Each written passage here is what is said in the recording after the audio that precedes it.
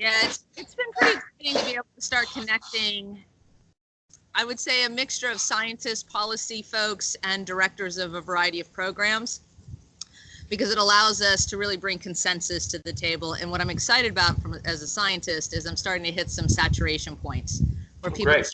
Yes. You're hearing the same things from different people.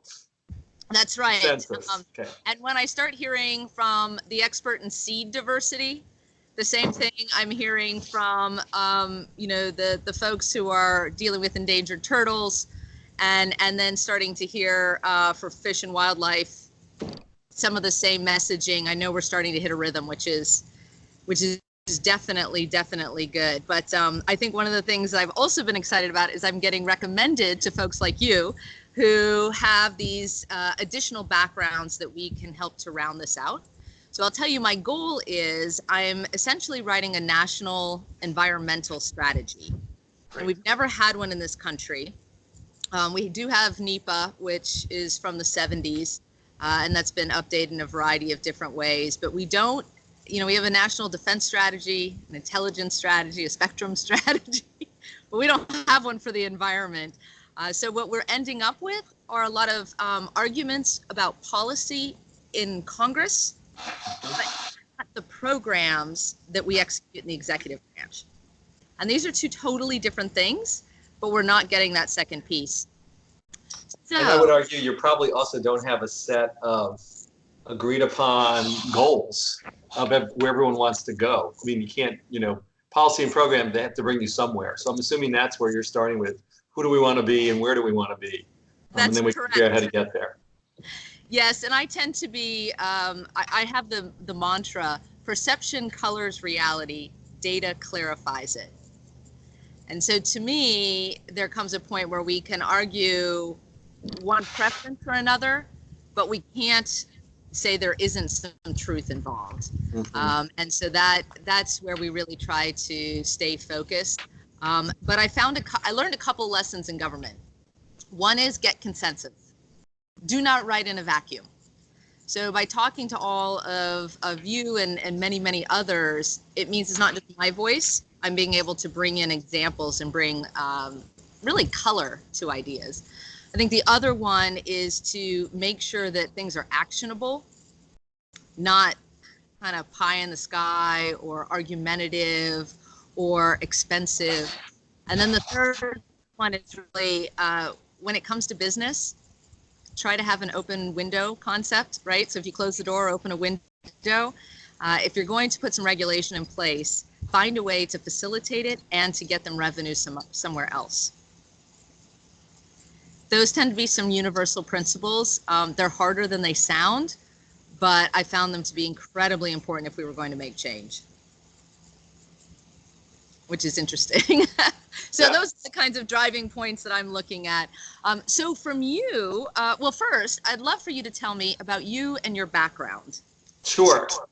My name's Keith Winston. I'm the executive director of Brevard Zoo, which is in Melbourne, Florida, the Space Coast, home of Kennedy Space Center and Ron John's surf shop, probably our two most iconic pieces here. I'm from Orlando, right? So Ron John's, I mean, I'm gonna know. Yeah, we're on the east coast of Florida, east of Orlando. And essentially, my background, I really have been a communicator of science. Although I have a degree in biology and a master's health in public health administration, really my expertise is translating what science do into ways people can understand and resonate, and also working on environmental behaviors based on behavior models that come out of the health field. I've been running a zoo, and I've been in the zoo field for 30 years, and we use those skills to try to make change in the world. And so that's a little bit of my expertise. So translation of science into ways people can wrap their arms around it and make meaning, especially in terms of wildlife conservation. And of course, some of the issues you've talked about are very near and dear to our hearts. What makes our institution sort of unique among zoos in this country, we are an accredited zoo, which is about 10% of all the zoos that are out there. And among those, there's just a handful, less than 20, I believe, that we say are independent zoos. They are private, not-for-profit, on their own land, with their own boards, not getting any recurring public operating funds. So we're truly independent. So we are very entrepreneurial. We are really good capitalists. At the same time, we are mission driven and very mission free. We have freedom from some of the political constraints of any governmental body to pursue projects, policies, things that we believe are important. So when there's a major environmental issue in our community, we're usually at the forefront of it, leading the charge. A lot of times people think 501c3s, not-for-profits, can't get involved. We absolutely can get involved. We can't get involved in individual candidates, but we can involve in lobbying as long as we don't use a lot of resources to try to make change, and we do all the time. Yeah, I think that's one of the things that sometimes is a struggle, is people don't realize what the rules actually are.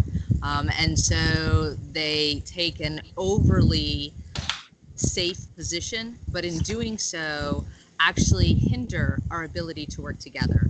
And so it was interesting. I will tell you, on the inside, we got a lot of guidance from legal counsel, actually encouraging us to work with businesses and nonprofits and other programs, and just kind of helping us understand there are some rules, but there's a whole bunch of leeway as well. And if we exclude all these folks out of fear, then we end up actually cutting off our nose to spite our face.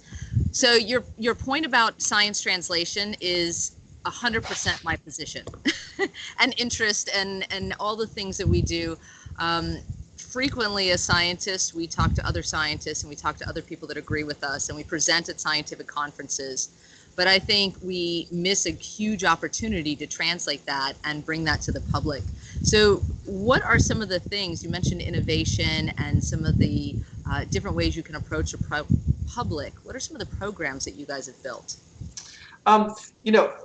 Things that we are, I think actually what I'm proudest of is our approach to conservation here at Brevard Zoo. It's really come down to a very simple phrase: we answer the call. And so we don't typically set the agenda. Most of our conservation work is done locally or in the state of Florida. And we've become a go-to organization when other organizations are looking for help. Federal, state, local, we literally answer the call, we fill the vacuum. By not setting the agenda ourselves, we avoid some of the myopic viewpoints of having one or two researchers on staff. So some of the things we're really proud of, we have engaged, I think we're probably pushing 60 to 65,000 people in marine restoration programs, doing a variety of things, working with different universities to take their oyster restoration techniques and sort of mass produce them in ways people can get engaged. The good news is the science is rigorous, the monitoring is rigorous. We don't do things that waste money and don't work. At least once we know they don't waste money and don't work, we don't do them anymore. But it's the engagement. So for example, one of the things we started back in 2016, when there was a great need, and I'll go back to this in a minute, there was a sudden realization about the poor quality of health in the Indian River Lagoon. That's this 150-mile plus body of water, arguably one of the most diverse estuaries in the country, on the east coast of Florida, going from temperate to subtropical. It is really defining for us. We had huge fish kills in it, and I'll get back to that in a minute, why that's so important. But people were looking for immediate actions. And of course, these are complex, long-term. We don't have immediate answers, but we can get people engaged and connected. So we started an oyster gardening program where people oyster garden off their docks. We've probably had at this point 1,200 different people involved at different points. Wow. We have 200 to 300 active now. As far as we could tell, the next busiest oyster gardening program in the country was 80 people. And when we looked at the number of people that actually had docks going into the lagoon, not going into the canals, we found about 1,500 households.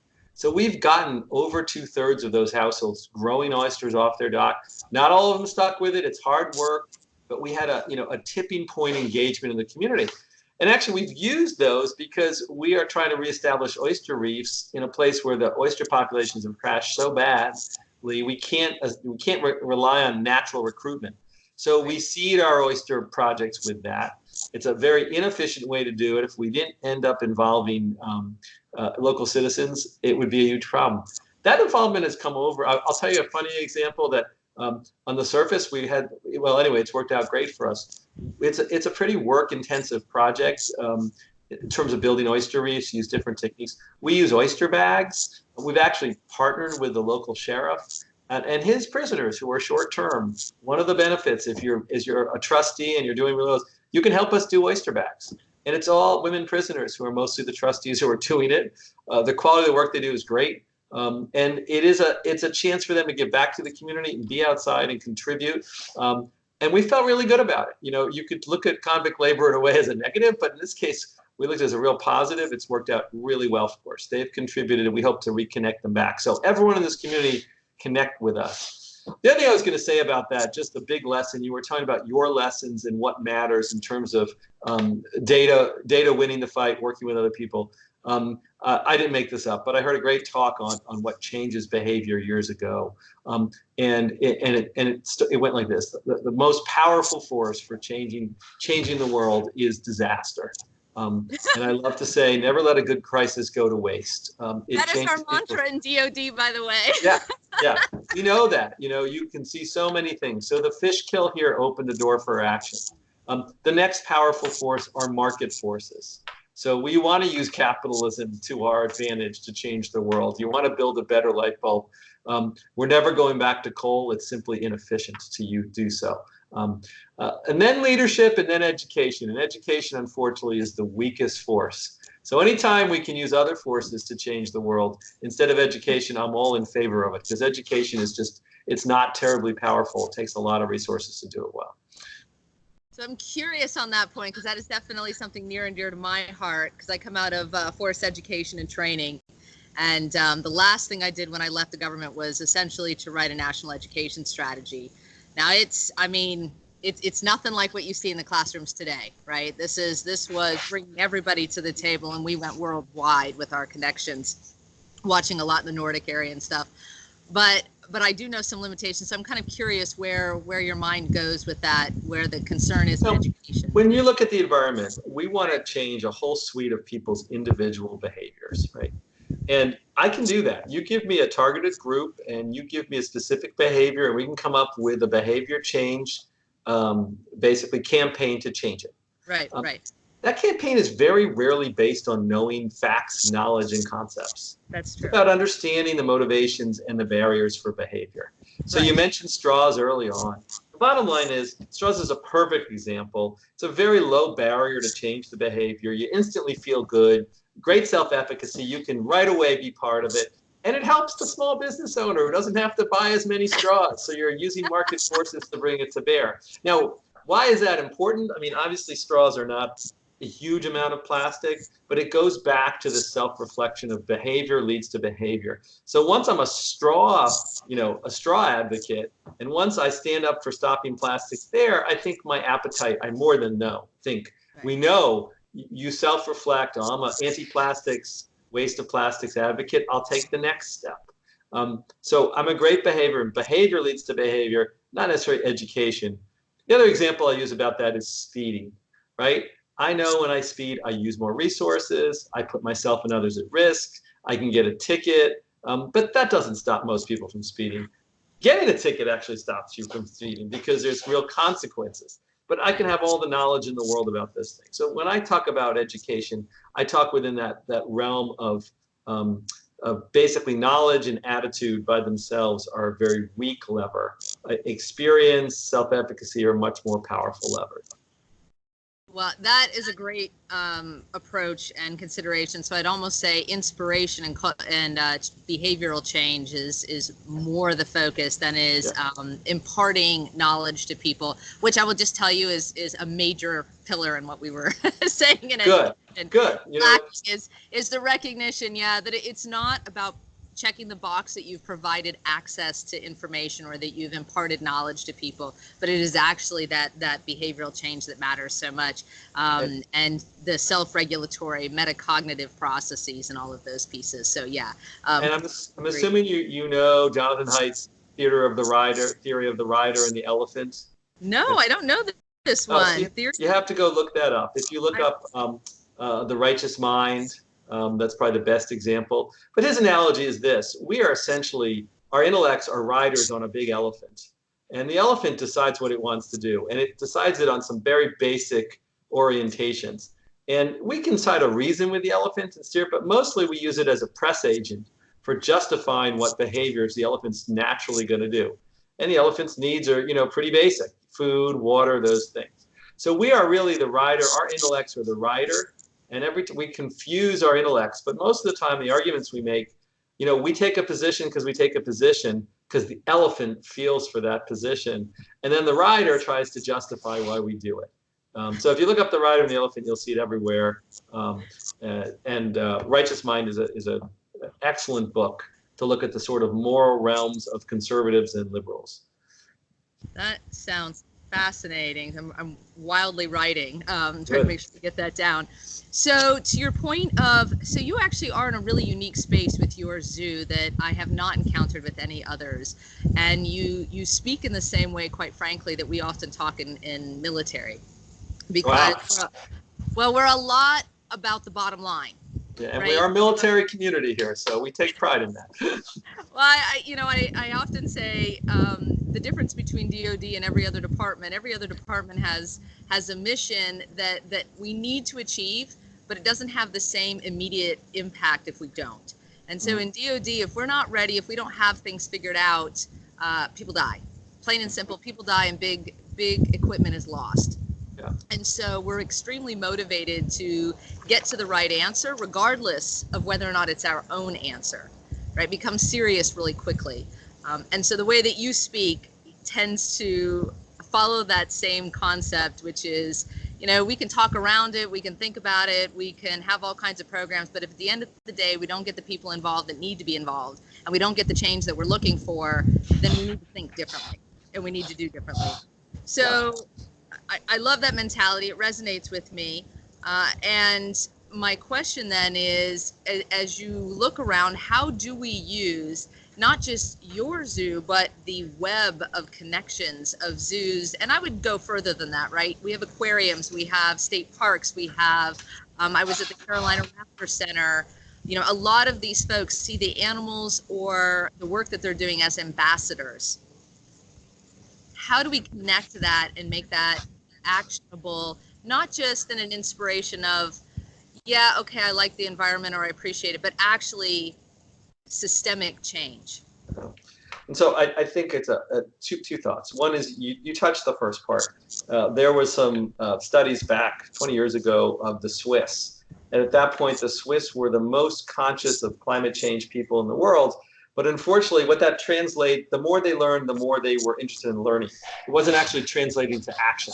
So the knowledge was there, but unless you translate into actual measurable, explicit action, who cares? I don't care whether you understand the issue or not. I'm interested in the behavior that comes out of it. We have part of the answer here. I think we've been really effective within our community locally because we are of the community, not just for the community, making change. We're a trusted voice. People come to us and then we answer the call. It's a track record of many years and the ability to reach tens of thousands, hundreds of thousands of people. So within a community, I really see a role for zoos and aquariums because we have standing, people trust us, we can work over long periods of time and answer that and judge the quality of the requests we get. You could still challenge it comes from a certain worldview. I'm not certain how, but there's an irony to that too, and I'll get to that. I'm not sure how we translate that work in other places. I worry when we do projects in other places that we're just sort of an extension of this colonialist, imperialist past, that we're still an outsider coming in. And although there's a lot of good techniques now working with circles of people within communities to make sure they own it, the model is still reminiscent to me of this outside force coming in, best intentions in the world, but not being of that community. So the first thing is it goes back to like the famous thing, all politics is local. I think our first sphere of influence is local. And that's where we should focus. But that doesn't help us save elephants and chimps and gorillas and giant otters and all those things.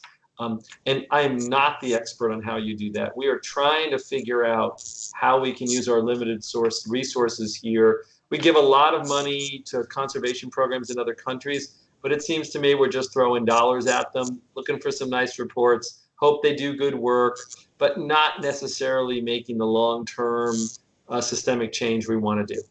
So I don't know how to do that. We're trying to grasp that now and say other zoos have done a better job of this, saying this is an area of the world we want to work with. We want to develop real expertise. But again, we don't want to be culturally appropriating that area that we're not of. So, we want to work in Central and South America because of the geography and we're close by. We don't have a lot of Spanish speakers at the zoo. That's a problem, right? How do we do that work? And should we be doing that work? But the first piece, I think, in terms of working locally, gives you real standing in the community. We know those communities. It's local. It's going to take less resources to work here. We can manage it directly. And so if every zoo and aquarium managed the sphere around their own institution, that's using the volume to cover a big part of this country.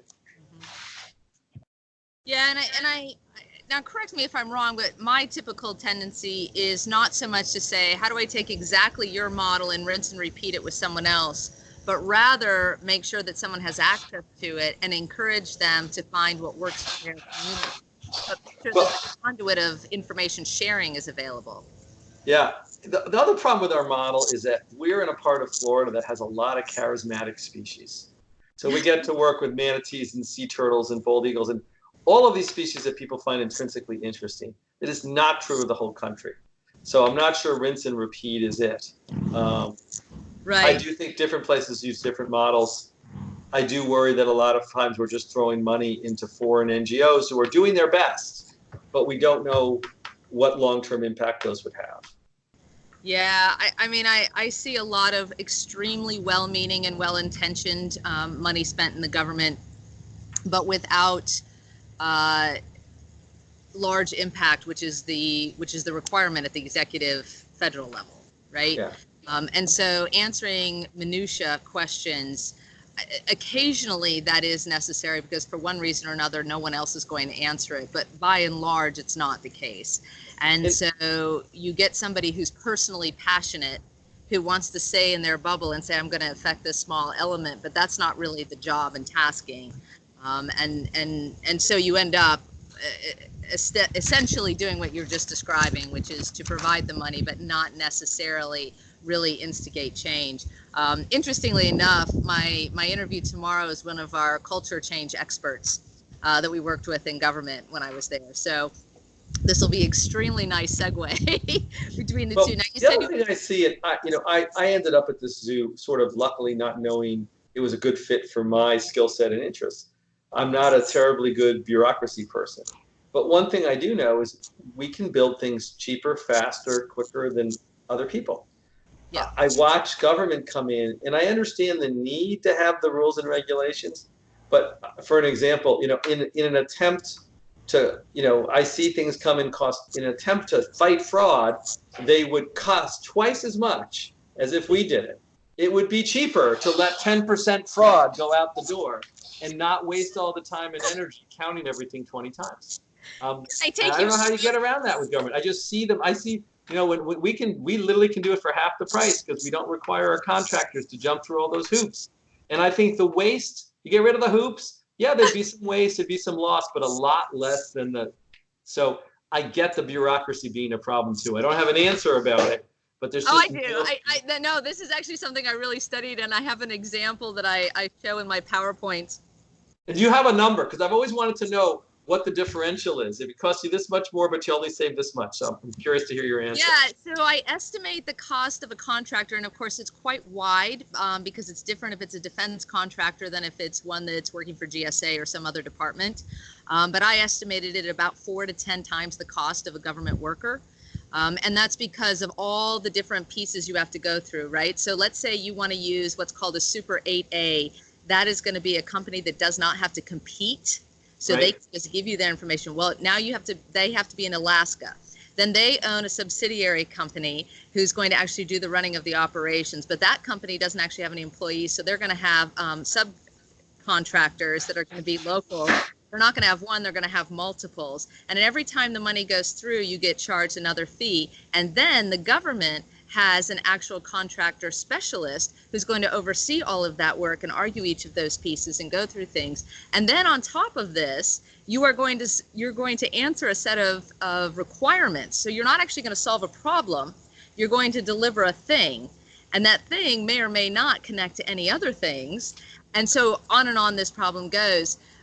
To your exact point, though, which is, this is a huge point of my arguments, we have this compulsion when there is a problem to make a rule, thinking that's going to solve the problem.